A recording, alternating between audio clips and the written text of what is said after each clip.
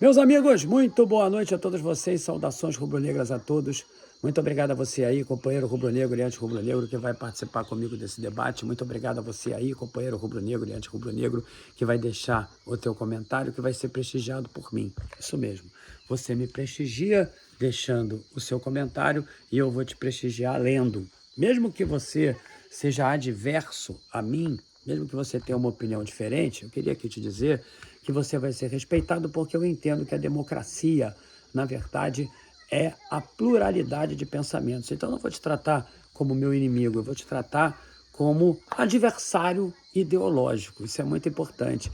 E por muitas das vezes eu já reformei as minhas opiniões lendo os comentários de vocês. Eu acho que dessa vez não vai ser o caso. Acho que dessa vez a maior parte das pessoas vai concordar comigo.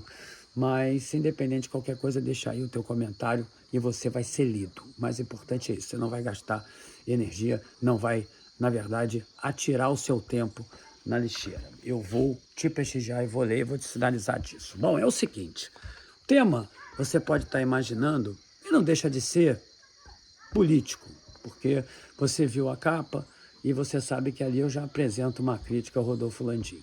Crítica essa que eu já venho fazendo há muito tempo, em função da forma como ele deve conduzir a sua vida toda. Se ele conduz a sua vida toda dessa maneira, eu queria dizer que, quiçá, deve ser muito difícil conviver com ele, porque ele se apresenta como um sujeito irrepreensível. Ele se apresenta como um sujeito que jamais erra. Assim ele faz no Flamengo. Não tem uma autocrítica, não tem uma crítica que ele faça a ele próprio. Eu nunca vi ele dizer assim, olha, nós erramos. Não, nunca. Ao contrário, ele fica sempre querendo proteger aquilo que ele faz. Inclusive desmerecendo o time de 19. É o seguinte, ontem eu fazia um react do jogo do Flamengo, perdão, do Brasil. Aliás, péssimo jogo. Queria aqui deixar isso como parênteses. Depois eu posso falar sobre isso. Aliás, falei ontem, péssimo jogo. Mas enquanto eu fazia o react, ele se apresentava lá no Flow. O Flow, você sabe, é um veículo importante e desafiador. Desafiador para quem entrevista, para o entrevistado e, sobretudo, para quem assiste. E aquilo ali foi realmente um desafio, porque o que o Landim fez ontem ali foi um espetáculo circense. Ele, na verdade, quis te engambelar. Na verdade, ele quis provocar sofismas, ou seja, argumentos que, de fato, te induzam a erros de pensamento. Como eu falei para vocês, eu acho que o Landim é o presidente mais demagógico, o presidente mais arrogante que o Flamengo já teve. Eu não vou dizer a você aqui que ele tem errado em tudo, não, ele não errou em tudo, mas o principal erro dele é não considerar aquilo que esteve errado e que teve a participação dele. Desmerecer aquele time 19, eu acho um escárnio. Falar que, na época, não havia times competitivos, eu acho também, eu diria assim, é um grande erro. Pode ser até que o futebol não investisse tanto como se investe agora. Você vê aí o Botafogo investindo milhões, o SAF, você vê aí outros clubes também investindo bastante, mas investiram em função daquilo que o Flamengo realizou naquele ano. E até hoje, meus amigos, eu sei que tem muito cara de pau aí, tem caras de pau aí que trabalham para ele há muito tempo, tem pessoas aí que gostam de reafirmar os pensamentos dele, tem pessoas que, nesse caso do Gabigol, por exemplo, dizendo que ele havia sido afastado pelo Felipe Luiz, não tem vergonha de voltarem a aparecer e se apresentarem como portadores de fontes, assim, inquestionáveis, que possam te apresentar aquilo que acontece de maneira mais exata possível. Impressionante. Jornalistas que andaram dizendo por aí que havia sido o Felipe Luiz, aquele que tomou a decisão muito equivocada de afastar o Gabigol desse jogo, e nós, pela própria voz, pela própria entrevista do Felipe Luiz, confirmamos aquilo que nós já sabíamos, que aquilo ali era mais uma demonstração de arrogância da parte dele, que não aceita que alguém seja maior do que ele, porque você imagina só o Gabigol dentro de um campo, jogando contra o Atlético, fazendo gols, e a torcida gritando, fica Gabigol, e essa mesma torcida mandando o Landim tomar caju. Você imagina se ele vai aceitar uma coisa dessas? Ele não iria aceitar nunca. Isso tudo foi meticulosamente orquestrado para que ele não tivesse no jogo. E mais uma vez ele afasta um jogador de um jogo muito importante como esse para o Galo, porque o Flamengo ainda tinha chances de vencer. Não diria nem que eram remotas, eram pequenas chances, mas se você der uma olhada na tabela do Palmeiras e der uma olhada principalmente na tabela do Botafogo, você vai ver que são jogos muito difíceis e eu tenho certeza que eles vão perder pontos. Absoluta certeza. Então, eu não tenho nenhuma dúvida que o Gabigol tinha que estar ali. Por exemplo, aquele pênalti ali, ele converteria. Como é que você sabe, Gil? Porque ele tem ali um percentual estatístico, eu diria assim, inquestionável, que me permite realmente o entendimento de que ele o faria, de que ele faria o gol.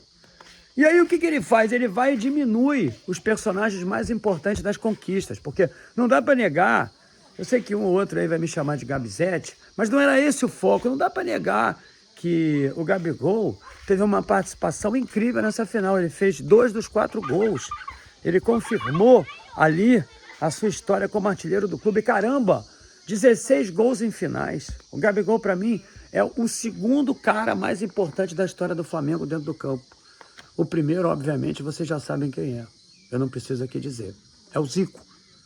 O segundo, ele na verdade afasta esse jogador, afastou o Pedro ano passado do jogo contra o Olímpia também, porque não quis sair por baixo. Ou seja, ele precisava mostrar para a torcida que ele tinha força ali, tirando o Pedro daquele jogo. E aí o que aconteceu? O Sampaoli, mequetrefe, como o Tite, não escalou o Pedro nos 2 jogos, o Flamengo foi eliminado, outra eliminação, e agora o Flamengo simplesmente empatou e sepultou as suas chances no Campeonato Brasileiro. Ainda bem que ganhou a Copa do Brasil, com a ajuda de quem ele resolveu tirar. Aliás, principalmente com a ajuda de quem ele forçosamente foi obrigado a botar ali, porque aquilo ali não é mérito dele. Ele foi obrigado a botar aquilo ali porque ele foi substantivamente pressionado a tirar o Tite, porque ele tinha que tirar o Tite. Porque o Tite sempre foi esse treinador que você viu aí, que joga de maneira diametralmente oposta ao que o Flamengo apresenta dentro do campo. Sempre foi disso. Então o Felipe Luiz é o principal candidato, eu não tenho nenhuma dúvida, a construir um time que seja parecido com aquele de 2019, porque até hoje é preciso ter muita cara de pau, é preciso realmente ser muito servilista ao Landim para dizer que aqui no Brasil, de 2019 para cá, houve um time que se aproximasse daquele de 2019. E o que ele faz com isso? Ele quer desmerecer o Mister. Quer desmerecer o Mister, inclusive, Mister esse que ele teve a oportunidade de trazer por 2 vezes, e os mesmos operários da mentira, os mesmos que, na verdade, trabalham para o Landim, se encarregaram de construir uma imagem também errada do Mister, de que ele não queria voltar naquelas 2 oportunidades. Sempre reforçando ali a imagem de grande gestor do Rodolfo Landim. Então, quero te falar uma coisa. Quando eu cheguei em casa, eu assisti a entrevista toda. E eu quero dizer a você, vergonhosa. Uma entrevista realmente muito ruim. Uma entrevista, meu amigo, que lhe fez passar vergonha.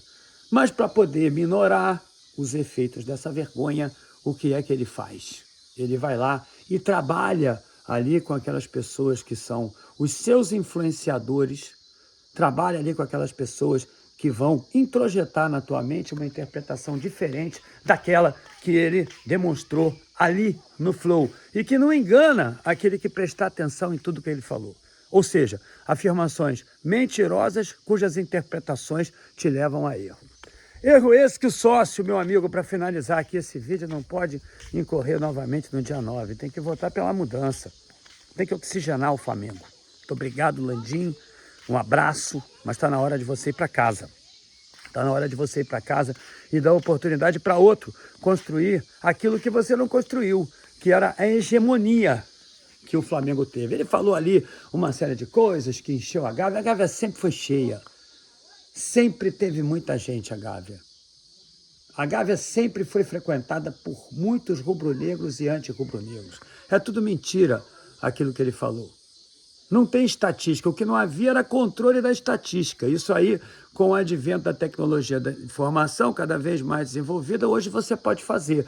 Mas no passado você não tinha. Então ele vai apresentar os dados dele e vão ser refutados. A Gávea sempre foi cheia. Me lembro da década de 70, como aquelas arquibancadas ficavam cheias no treino preparatório para o jogo, no último treino para o jogo com o clássico, que o Flamengo ia ter no domingo. Eu vi inúmeras vezes isso acontecer. Na verdade, quando ele fala que o Flamengo não terá oportunidade de ser hegemônico nos próximos 3 anos, ele só pode estar falando dele próprio, não é? Porque o Flamengo não foi hegemônico com erros da diretoria, contratações erradas. Isso ele não falou. Multas de treinadores. Deveria ter assumido o erro que contratou errado. Para ele, todo treinador que ele contratava era a cara do Flamengo. A cara do Flamengo é o Felipe Luiz. Eu não sei como é que vai ser a trajetória dele, porque eu diria para você, na vida, só os vitoriosos sobrevivem. Infelizmente, porque tem muito talento também na derrota, mas que comumente não é aproveitado, principalmente no futebol. Agora, quando você demonstra que tem competência, quando você demonstra que conecta a essência do jogo que você está praticando, a essência do clube, que, na verdade, você tem a oportunidade de executar os teus trabalhos, como o Felipe Luiz está fazendo agora, eu não tenho nenhuma dúvida que a probabilidade de vitória é enorme, desde que não haja os erros de gestão que nós estamos habituados a ver. Portanto, uma vergonha aquilo que ele fez, eu diria para você assim, vergonhoso sob o ponto de vista de tentar mudar o teu pensamento, vergonhoso sob o ponto de vista de mostrar para você uma realidade que não aconteceu. É o seguinte, hoje não tem live aqui no YouTube, amanhã sim tem um react do jogo do Galo, às 6 horas da tarde, então eu deixo esse vídeo aqui como contribuição para você. Mas tem uma live lá na Roxinha, que eu queria muito que você fosse, que você participasse. Essa live aí vai começar lá para as 9 da noite, tá bom? Aqui, direto da Serra, aqui na Serra do Rio de Janeiro. Grande abraço para você, meu amigo, saudações rubro-negras, deixa o seu like aí, se inscreva no canal e, sobretudo, deixa a tua opinião aí, se engaje nesse vídeo, porque para mim vai ser muito importante. Então até mais tarde na Roxinha, se você não for, se eu fosse você eu iria, tem ficado muito legal ali as lives. E eu diria para você, até amanhã então, às 6 horas da tarde no react do Jogo do Galo. Saudações rubro-negras.